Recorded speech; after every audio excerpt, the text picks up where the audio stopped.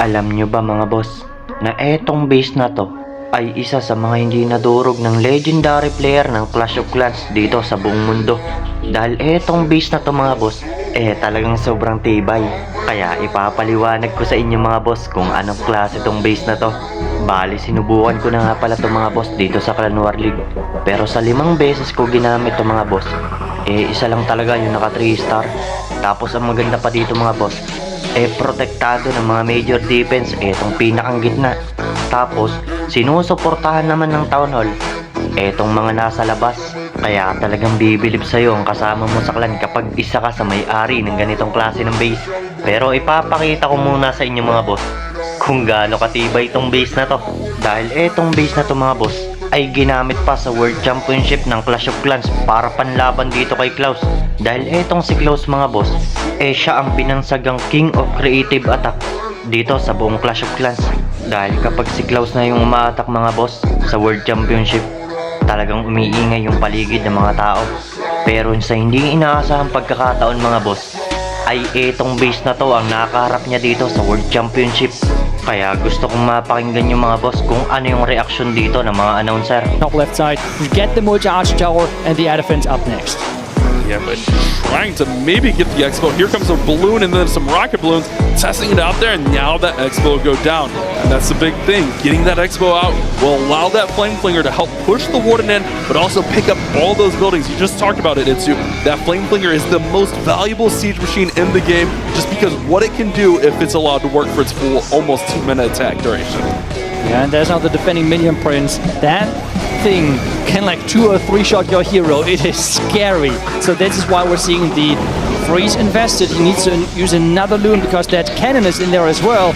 Can he keep everything alive? So far it looks really nice for him as he's pushing forward, and the Flame Flinger is doing exactly what he's hoping for. Oh, rocket loons! Rocket loons!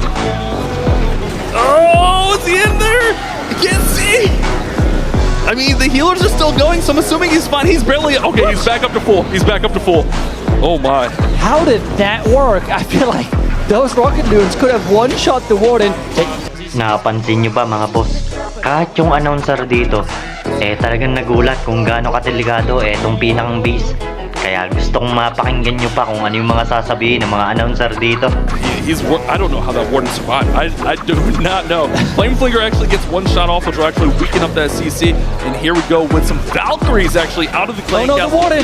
He's following! Oh, Warden's following the Valks. That's going to be a problem. The Valkyries get taken out, but now the Warden's going to be in dangerous territory. He's in range of the Town Hall. He's in range of the Crusher Mortar. Here comes that Royal Champion. She's got to save the Warden.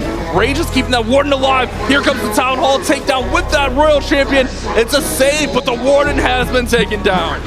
The Warden has been taken down, and this means at this point it's just, again, about the percentage. Na'Vi cannot get the first 3-star in this match.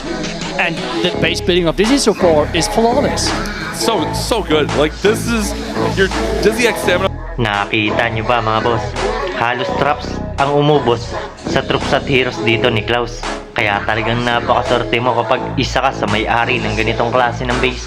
Dahil etong base na to mga boss ay libre ko lang ipamimigay para sa inyo.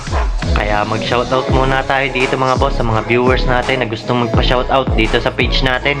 Bale, shoutout nga pala sa'yo boss Ferdinand de Guzman. At shoutout na din sa'yo boss James Laurio. Shoutout na din sa'yo Jason Bres.